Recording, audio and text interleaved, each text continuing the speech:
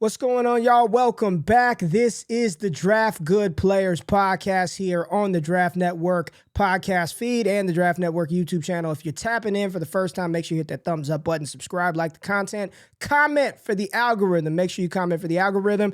It's your boy Ray G, joined as always by my co-host, my partner in crime, my man 100 Grand, Keith Sanchez at the Talent Code on Twitter. Keith, how you doing this day, man? Ray G, what up, baby? I might have to change my Twitter name to that 100 grand, man. You I like that, like huh? that. I don't know if I like that one better or the talent code. I might have to switch it up. 100 grand, baby. 100 grand. Pay him. Pay him. Pay him. Let's get it, Keith. Look, man. A lot of stuff is happening in the football world, man. We're recording this and roster cut downs are going on. We got college football games this Saturday. But most people are tapping in because they want to know about their fantasy teams. They want to know NFL, what's going on in the league. And we just finished up our preseason. It's crazy how many people forgot that the preseason was chopped down to 3 games from 4 games, Yep. but even less opportunity for these guys to get on the field and sort of show what they've got, right? Like you got 3 games and you already know that one of those 3 games, the starter's going to play for a quarter or they're going to get their reps. So limited opportunity for these cats to really show if they've got the ability to stick around. I mean, Keith, I don't know if you saw, but the Vikings, man, their 2021 draft class, Christian Darrisaw, Wyatt Davis, it was like their Kellen Mond. They cut damn near everybody that they drafted in Damn. 2021, just released them. Yeah, I know. Damn, that's what I said, right? Everybody just gone from the 2021 class. And as we look back over this 2022 class, because it's still, a lot of people are still excited about these rookies, Keith. We see Dameon Pierce ascending to that RB1 role in Houston, George Pickens doing his thing out in Pittsburgh. But the quarterbacks, Keith, the quarterbacks, and we kind of talked about this a little bit in the first episode. Some of these cats have shown some major flashes that I think, Yeah. it may not happen in 2022, but when we're thinking about dynasty, right, when we're thinking 2 years down the line, everybody wants that immediate impact, Keith. Everybody wants Joe Burrow. Everybody wants Justin Herbert, but sometimes it takes these cats a year or two to really acclimate to the NFL game, play calling, all of that stuff. And I'm just telling you right now, man, there were four quarterbacks, man, that had flashes this preseason. And I just want to kick it off and sort of get your thoughts about Kenny Pickett. Let's start with the one that was drafted first, Kenny Pickett. I was on record saying, like, I don't know, man. I was like, I just don't know. I don't know if he has enough of it, whatever it was, to really be a difference maker at the NFL level. And that's with acknowledging, knowing that the Pittsburgh Steelers got weapons galore. Pat Freiermuth, Pickens, Claypool, Deontay Johnson, Najee. I know they got weapons. I know they got talent. But Kenny Pickett, I was very iffy on him. But man, Keith, this preseason, I'm watching him play. He could deal, man. I think Kenny Pickett could be all right. Like that's the best evaluation that I have for Kenny Pickett is everybody asks me, and I'm just like, he might be all right, man. Kenny Pickett might be all right. Give me some of your thoughts on Pickett, the prospect, the player, and Pickett from the preseason, what you saw out of him, and where's your confidence meter at with Kenny Pickett moving forward? Yeah, for sure. So first off, I would say this in regards to Kenny Pickett, believe what you see, man. Believe what you see. And what you seen was Kenny Pickett step in and he played good football, right? And the second step that I want our fantasy viewers to take away from this is that the NFL gets it wrong sometimes. You know, this past season, this draft class, they told us these guys weren't any good, right? And then if rewind to some other classes, they told us that these guys were world beaters and it wasn't good at all. So you have to understand that's why you tap in to Keith Sanchez. That's why you tap in to Ray G, so we can tell you the truth, right? Because sometimes the NFL just flats out, they get it wrong. And man, my perspective on Kenny Pickett was he went to a great situation, right? And everybody's going to say, man, in terms of dynasty perspective, he's going to sit out a year. Well, guess what? So did Patrick Mahomes, right? And I'm pretty sure you're happy to have him on your dynasty squad. So I'm not saying that he's going to be Patrick Mahomes, but guess Right. what? If this guy sits out a year, he shows you that he can play some type of NFL football. We don't know what caliber yet, but he's a guy that seems at least competent at the quarterback situation. And we can't say that for a lot of guys, right? So Yep. He's in a good situation. He has George Pickens to grow with. He has Calvin Austin, another young wide receiver. He has Najee Harris. He has arguably the best head coach in NFL football in Mike Tomlin. So guess what? If I'm a fantasy player and I see Kenny Pickett sitting there, I'm like, okay, y'all run with that. I'm going to believe in my eyes to it. My eyes told me that guess what? Kenny Pickett can take the snap, he can find an open receiver, and he could deliver the football to him. And that's playing the quarterback position. So I'm definitely buying in on Kenny Pickett right now. Take the snap, find the receiver, deliver the ball. Kenny Pickett can do those things. What Yo. did you think about him coming out, though? Like when you were looking at him coming out of Pittsburgh, right? Kind of like a one-year wonder, late breakout kind of guy. What were your thoughts on him coming out during the pre-draft process? Yeah, so I finished with him on with a first round grade. I gave him a low Really? one. Okay. I gave him a low first round grade. And like I said, I always try to keep the main thing the main thing. You're gonna hear me say this a lot of times. Keep the main thing the main thing. Watch the film.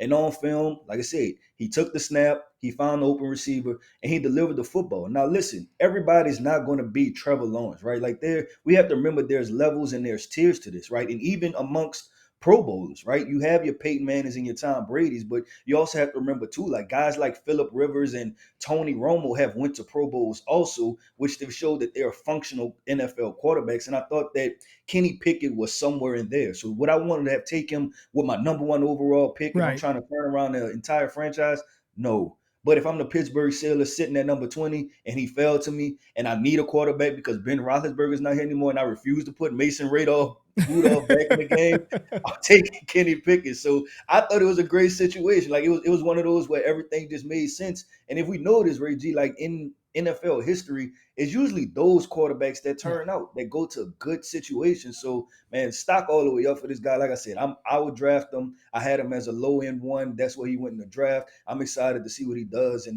black and yellow. Look, Keith said low end one. Hit the horn, baby. He nailed that joint, right? Hit the horn. Keith had him. Now, let me ask you, though, Keith, the Pittsburgh offensive line, not good.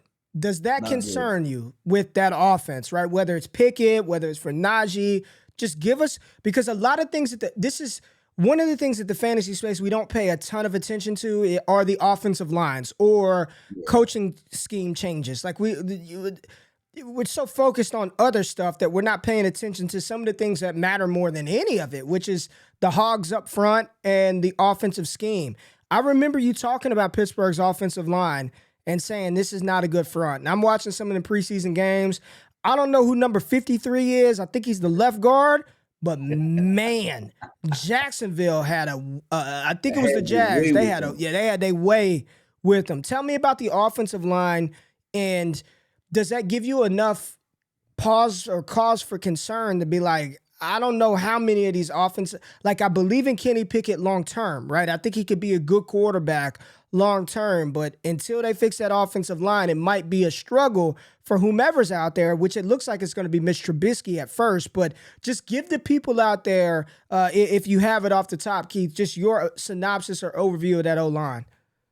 Yeah, nah, I think you hit it right on the head, Ray. That this old line it struggles for the most part, and you think about fantasy players, that's probably going to affect Najee Harris. Like he's going to be a guy where you're going to have to rely on his receptions in the PPR league as Yep. points. Like that's going to be pivotal for him because I don't know how many running lanes that this offensive line is going to create for Najee Harris. So it's not going to be. I'm not expecting 150 rushing yard game from Najee Harris. I'm expecting what I seen last year. He's going to catch the ball some games 7, 8 times a game, and then it's going to be 50 yards. So now you're looking at 13 points, right? He gets in the end zone. Yeah. That's 19, 20 points right there. So that's what I'm expecting for Najee Harris, which is not bad. He's going to it's going to be an unorthodox way of him producing points. For the fantasy community. As far as what Kenny Pickett with this, if I'm Kenny Pickett and if I'm a fantasy owner, I'm saying, you know what, Mitch, you're right. This offense is not good. You go out there and take the lumps, baby. You go out there, take the lumps. I'll wait. I believe in Mike Tomlin. I believe in this franchise. I know they'll get the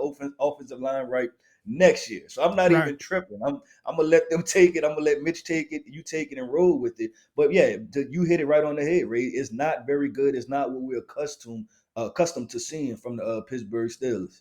All right, there. And hey, Who said Keith don't know about fantasy? This man doing PPR math in his damn head live on the show, baby. I Sanchez was know what he doing some talking about, numbers. I man. was 100 doing some grand. numbers. 100 grand know what he talking about. Well, let's move on because I want to talk about another quarterback, and let's not just go down the list. Let's talk about Desmond Ritter for a minute Yeah. because I'm just going to be honest, just was not one of my favorite quarterbacks that I scouted going into the draft class, right? I saw some tools. I acknowledge that he has some physical tools that, you know, it's funny because I know Joe Marino said it about Malik Willis. There was a tweet that he did about Malik at the Senior Bowl where he said Malik Willis had 5 of the best throws that you've seen at the Yup. Senior Bowl and then 5 of the worst throws. And then I'm there and I'm watching Desmond Ritter myself and I'm just like, I don't know, man. I don't know. But he gets into preseason, shows some of that mobility with his legs, shows some of the arm talent. Is he good enough that if the Atlanta Falcons are a bad team and all of the TDN scouts, all of y'all have projected the Falcons to be picking inside the top 5 next year, is Desmond Ritter good enough? Did he show you enough, Keith? Or do you think if you put your Atlanta Falcons GM hat on, did you see enough out of him to say, you know what? Like, we'll give this kid a shot. Like, Davis Mills is going to get a shot this year. Is that going to play out? I'd probably say no. If Houston's picking the top 3, they're going to take a quarterback. But have you seen enough from Ritter? And do you believe in whatever your scouting evaluation of Desmond Ritter was enough to say we're going to roll with him next year? We'll give him a shot next year. Or is it like, you know what, probably destined for a backup quarterback role? Yeah, I think that Desmond Ritter is good enough to get a shot. I think he's good enough to start in the NFL. But talking to our fantasy community, is he good enough to make a difference on your team, right? Because we know that there's starting quarterbacks like your Tyrod Taylors, Marcus Mariota for a stint, Ryan Tannehill, right? And these guys to it, they're starters and they've been good quarterbacks on productive football teams as far as wins and losses. But are these guys that you're going to bank on to really, give you 25 points from the quarterback position? And that's why I kind of shy away from that for Desmond Ritter. I never felt like he was that type of quarterback. I thought that he was a winner. He was a productive guy. You talk about the ice water in his veins. That's more of his style. If he has a good football team around him, the team can go very far. But I don't know if I'm going to go all in and say that, you know what, even if the team is bad, Desmond Ritter is going to carry that football team. I don't think he's that. And I think it's weird, right? Because when if you just remove the names off the back of the jerseys, right, and he takes a snap, you take him out, you put Marcus Mariota in, you almost can't tell the difference. It They're looked the almost built same. exactly the It same. looked the Like same. it looks like the exact same guy. So man, I like Desmond Ritter, the football player. I just don't know about his production translating to the NFL fantasy community.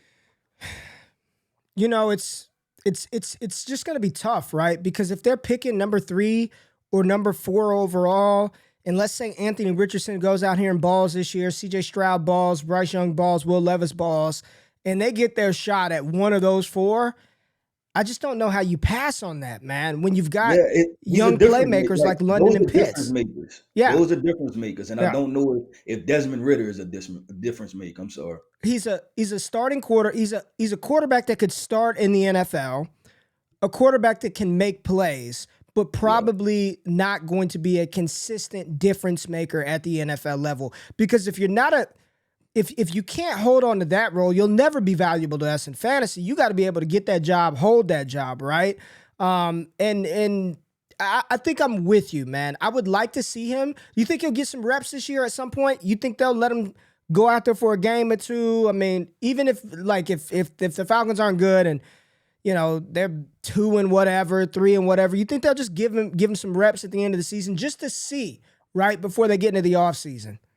yeah, I think that's definitely in the plans right now. Like it's clear that the Falcons, as soon as they let Matt Ryan go, they said, "Hey, we're in a rebuild," right? And when we go down this roster, it's not many positions that they're good at. Like it's literally Drake London, Kyle Pitts, and that's probably it, right? Like that's their entire football team. So he'll get some reps, and it'll be enough for you to kind of see what's going on. But like I said, at the end of the day, is it good enough to hold off these rookies, right? That'll be coming into the draft, and then is it good enough for this to put this guy in your starting lineup every single week and feel confident compared to the other 12, 15 guys that, you could possibly put in your starting lineup. Yeah, man. I think we're on the same page with that one. And I know there's some people out there in the fantasy community holding on hope. We'll see. We'll see how that goes with Desmond Ritter this fall. Now, another quarterback who was drafted even later than Desmond Ritter. And Keith, before we get into his preseason performance, what were your thoughts on Sam Howell? You saw him at the Senior Bowl. You scouted him. You had a grade on him. What were your thoughts on Sam Howell, the prospect? Man, I thought he had a little bit of a gamer to him. Like I I thought did he just too. I couldn't understand why people disliked him so much. I cannot remember what my grade was on him, right? And I know that everything was not great at North Carolina, but I just kept telling myself that we've seen worse, right? Like we've seen worse quarterbacks come into it. Then you think this is a guy that if it was bad around him at North Carolina, then he carried the team on his back. And like I said, I really appreciated when everything broke down. He's a guy that was like, you know what? I'm gonna tuck the ball and give me 8 yards. And that's value in fantasy, and there's also value to the head coach because instead of now of it being 2nd and 10, it's 2nd and 2. Now we can move the chains in a much more manageable situation. So I thought Sam was a pretty solid quarterback. I actually I got with our guy Ryan Fowler, right, who's the Commanders. He's over the Commanders, and I told him, I said, watch out for Sam Howell. I wouldn't be surprised if Carson Wentz stinks up the joint, and then now you have Sam Howell sitting right there, and he's ready to take over because he just has that look in his eyes also, where it's like it just jumps off the film that like, you know what, he's going to make plays. Yeah, and then that final preseason game, Sam Howell had 280 passing yards, one Yeah, I touchdown, no mean, interceptions, 69% completion percentage. And I get it, man. Like, you're playing against second and third teamers. I get it. I completely understand it. But what I always say, Keith, is did the player execute their assignment, right? right, Did you yeah, execute the assignment? Did you go out there and do what you were supposed to do? Because had he went out there and stunk up the joint, we would have my killed the point kid, right? exactly. We would have been like, oh, look at that. He couldn't even do it versus backups. But when the players end up doing well and performing, we just want to dismiss it. Oh, it was just against second. Did you execute your assignment? Yes or no? Sam Howell executed the assignment in his final preseason game, and he showed a lot of stuff, man. He's in the pocket, breaking tackles, extended plays, making throws over the middle. I too was.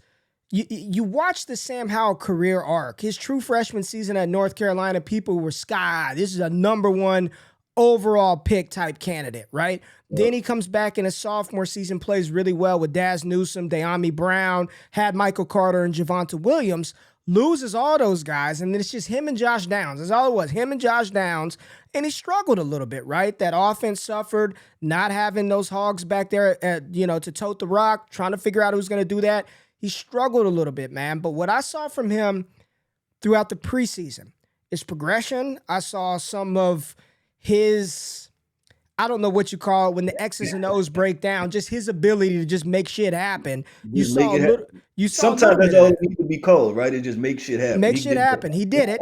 Now, in front of him, you got Carson Wentz and Taylor Heineke. And I think we've seen enough of Taylor Heineke. Great story, and I'm glad he was able to work his way up to a starting NFL job. Best job in football is probably the backup quarterback job, man. You get paid a lot of money to Oh, do a for little sure. bit of nothing, right? Just backup quarterback. Best job in football. But do you think there's a chance that Sam Howell gets on the field? Because a lot of people knock Wentz, and Wentz is not in an upper echelon level of quarterback, but he always seems to have a starting job. Fifth round quarterback Sam Howell. Any shot for him, in your opinion, to carve out a role as a starting quarterback in the NFL? Very small, not because of his play, but because of the situation. Ron Rivera is going on his third, fourth year, right? There's a Yeah. reason why they trade for Carson Wentz. The GM wants to feel like he made a genius move. Ron Rivera wants a quarterback that he feels really confident in, as far as just experience wise. So I just think from that aspect, it's small. Now let's take it more individualized, right? If we're fantasy players, if we're dynasty players, this is a guy that I have soft circled, right? Because I'm like, there's a lot of potential right there because you have Terry McLaurin locked up. You have Brian Robinson, who looks like everything he get well, and we seen him in the in the building, back in the building. So prayers to him. And then you have Jahan Datsun, who is one of my favorite wide receivers from this upcoming draft. So he has pieces around him, like we say, what you need for a quarterback. So this is a guy I would soft circle for sure. And like, you know what, I'm gonna put this in my Rolodex, or this might be a guy I pick up, and everybody's looking at me crazy, but in 2024, I'm sitting there looking like the man. So this is definitely a guy, just kind of have it stashed away. Yeah, I'm with you, man. I think he is definitely a stash in Dynasty. He's one that I would be willing to stash and burn a roster spot or a taxi spot, whatever you want to call it, just to let him cook, let him bake, right? Because I don't think we will see Ron Rivera and the Commanders just put him in the lineup, right? Like, I think Wentz would have to be very, very, very Really bad bad. for them to make some sort of wholesale change. I don't envision that happening. But if And there was then he has to go through Heineke also, right? and then Like, he and still has to Heineke get is through an Heineke. experienced guy. I So just don't think it's gonna happen. I think a lot of stuff and first of all, we never wish for injuries, but the only pathway that I can see him playing is Wentz goes down, Heineke gets put into the starting role, and then he's god awful. And then if yeah, Heineke's awful, I think at that point the team is tanked. They're not good. They might as well just say, let's see what this young kid can do. Because yeah. I'm just keeping it real. I'm not. Ryan may hate us for this, but Heineke ain't it, man. He's not that guy. We saw what he could do. He's just not that guy. But one player I want to talk about, I told you pre-show we're only going to talk about four. Matt Corral. I feel for the kid, man. I like Matt Corral a lot coming out. Keith, I like Matt Corral a lot. I thought he was a quarterback that. I wasn't that high on him. Okay, you weren't high. I liked him a lot. I thought he had the arm talent. I thought he had the rushing upside to at least get a shot, right? And then he gets invited to the draft. I'm like, oh, damn, he might actually get drafted high. Then he falls, right? Falls in the draft. He's out for the season. My fear for Matt Corral is if the Panthers aren't good, they invested nothing in him, a third-round pick. Matt Rule's probably gone. New head coach, probably bringing in his own guy. I don't even know if Baker would be safe, right? We don't even know if Baker would be safe. I just see Matt. I feel for him because he's not playing this year. And I do think had he been healthy, there may have been a situation where he got on the field this year. There may have been an opportunity. But first of all, you didn't really like Matt Corral that much. Now Matt Corral misses a season. What do you think his chances are, man, at getting a shot? Because you said Sam Howell, very small. This has got to be even smaller for Matt Corral to get a shot even years down the line to be a starting quarterback, man. Yeah, you take the Commanders' dysfunction and you multiply that times 10, and that's what Matt Corral is sitting in. Remove the talent, right? Remove how I felt about him or how you felt about him. The situation is not good. Like you Yeah. said, Matt Rule is on he's on his last leg, right? It's Baker Mayfield a bust for him, and Matt Corral is injured, so you could cancel out this year. Now you're talking about a new regime coming in. Matt Corral was a fourth round pick, I believe. Fourth round pick, man. Third or fourth round pick, so there's no attachment to him. Like you He don't was have a lot fourth of rounder. money. Was he a third? Was Corral? I I think can't Corral. remember. I'll look it up. Keep going. Keep going. All right, yeah, and so there's no attachment to him financially for the next regime, right? There's no attachment from the owner standpoint. There's no attachment for the GM standpoint. So he's an easily cuttable guy or tradable guy. So what I'm saying is this: not saying that Matt Corral is that bad, but what I'm saying is that there's a chance that Matt Corral may not take a starting snap in Carolina just because what was ever in the deck did not play out for him. It just didn't play out well, and it's just not a good situation. So, but if I'm Matt Corral, I'm not even mad, right? Because if the Panthers aren't that good and it's dysfunctional, like I said, y'all, you know what, bro? Go ahead, cut me or trade me. I'm maybe okay with that. Yeah, I think that's a key point. It's probably just not going to happen in Carolina. And Yeah, if we were going to see something, he needed to play this year. But they've already said he's out for the season, right? Like we would have needed to see something, even if it was 2 games at the end of the year. Matt Corral goes out there. Let's just say he lights it up the last 2 weeks of the season. We know week 18 ain't nobody playing. Week yeah, 17 start. But if he at least showed something, put something on wax this year, whether it's Carolina or whomever, they might be like, we might be able to do something with this young man. But the fact that he's not going to get on the field, very unfortunate for Matt Corral, a player that I liked quite a bit coming out of Ole Miss, but it's just looking like for fantasy rosters, he's probably just what I call a roster clogger, just somebody that's just clogging up your damn roster. But I want to save this last player for last because I'm gonna come off the top rope, Keith. I'm gonna come off the top rope. I truly believe that if and when Malik Willis gets his opportunity to start, he will be the second most dynamic rushing quarterback in the NFL behind Lamar Jackson from day one. I'm watching him. I like it. Go ahead. I'm watching him, Keith. I like it. I'm watching the acceleration, that run versus Arizona. We're watching some of those other runs. I mean, he moves a lot. Trey Lance ran a couple of times in the preseason game versus Houston, and he ain't moved the way Malik Willis was moving, man. And I know you want your quarterback to be able to deliver from the pocket first and foremost, which we saw him take some steps and strides in doing that in that final preseason game versus Arizona. But when he got the open field, I'm looking at him versus, I'm thinking Jalen Hurts. Yes, he's more explosive than Jalen Hurts. Jalen Hurts, very good rusher. I think Malik Willis has got more juice in those legs than Jalen Hurts. I think he's got more juice in his legs than Dak. Than Kyler's got juice, but I think Kyler's little legs moving so fast make you think he's moving a little faster than he is.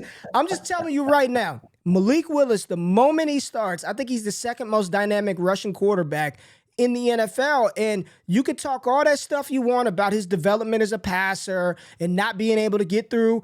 First of all, how many quarterbacks in the NFL are getting through 4 reads anyway, right? Like, I get all of that, right? But I'm just talking about talent. That doesn't happen. It doesn't happen, Keith. Let's stop the BS, right? But I'm looking at Malik Willis' skill set, man, and I'm like, yo, Tennessee might have something. Like, I don't want to put the stamp on it yet and say he's a guaranteed, locked and loaded, starting 10-year quarterback in the NFL. But I like what I saw from Malik Willis this preseason. And of all the quarterbacks outside of a Kenny Pickett, I'm most excited about Malik Willis and what he can become. Not just for fantasy, but in the NFL. Really excited for that young man. Yeah, you know where I went with this, with the Malik Willis situation, seeing him play out through the preseason.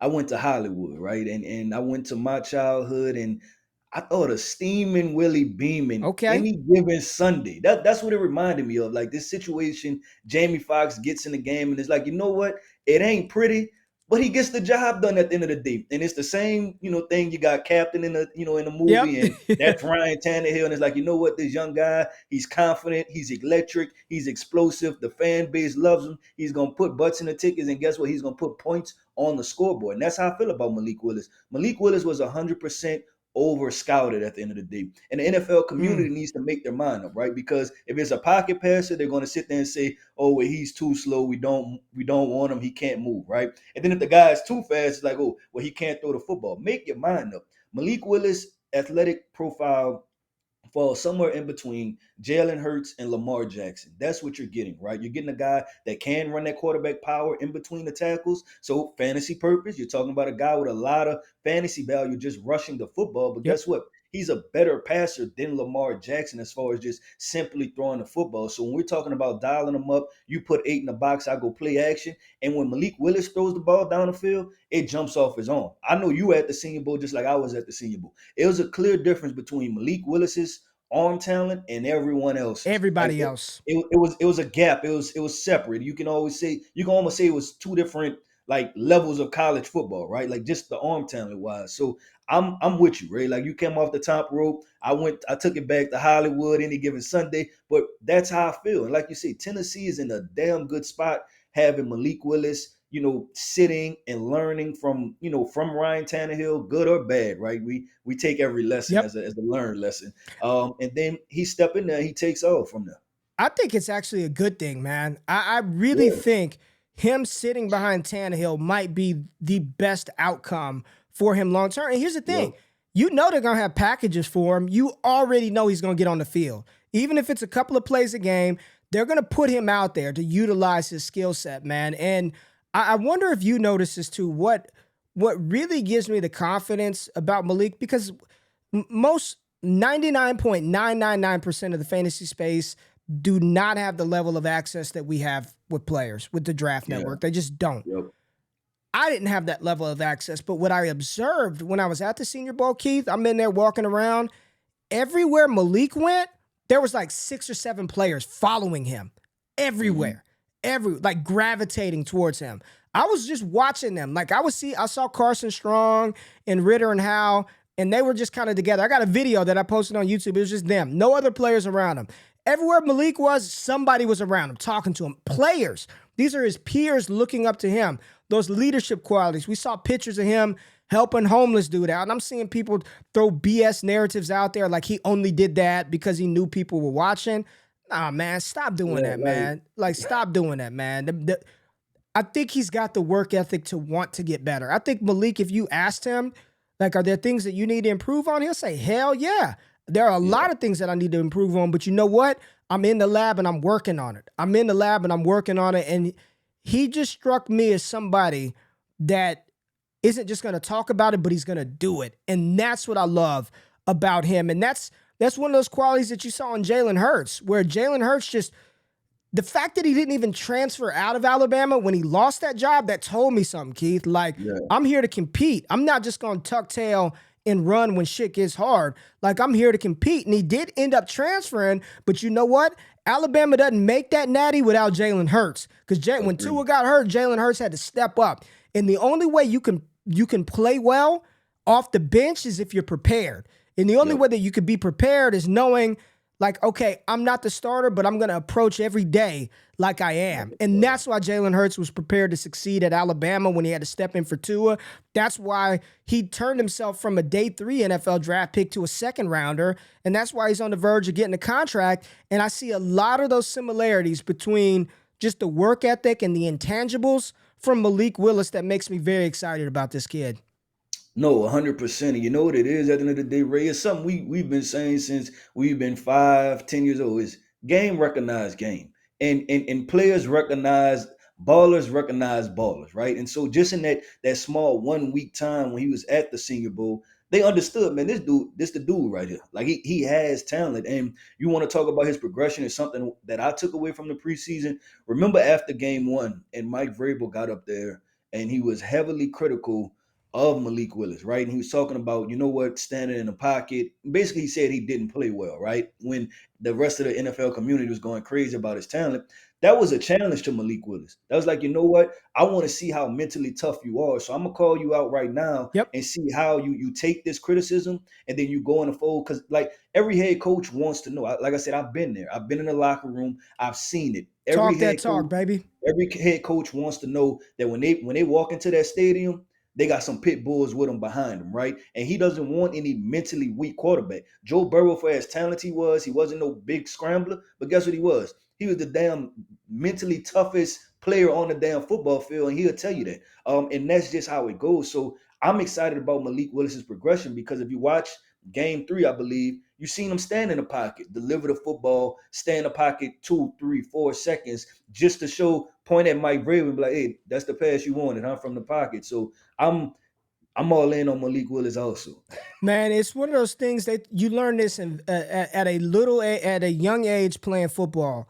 When the coach is riding your ass and he's yelling at you and he's on you and he's critical, it's because he sees something in you that he's trying to pull it out. You shouldn't be worried when the coach is yelling at you. It's when the coach stops talking to you, don't yell at you, you want to slack off and they don't even say, that's when you need to be worried. That's when you're done. When they stop yelling at you and they just like, yo, that's such and such over there, like, that's when you need to worry. So I think that's a very important point you pointed out with Vrabel publicly criticizing him and challenging him, and Malik coming back and saying, you want me to stand in the pocket? Boom, I can do that. But I'm going to also remind you that Tannehill, all these other cats, they can't do what I do because it's God-given, baby. So we on the same page with Malik. We on the same page with Malik, and we appreciate y'all tapping in to this episode of DGP Draft Good Players with my man Keith Sanchez at The Talent Code on Twitter. I'm Ray G. You can find me at Ray GQ, but most importantly, tap in, subscribe to the content, smash that thumbs up button, like the content, comment. Let us know what y'all want to talk, what you want me and Keith to talk about on the next episode next week. But for Keith, for Ray, for the Draft Network, we out of this thing. Peace.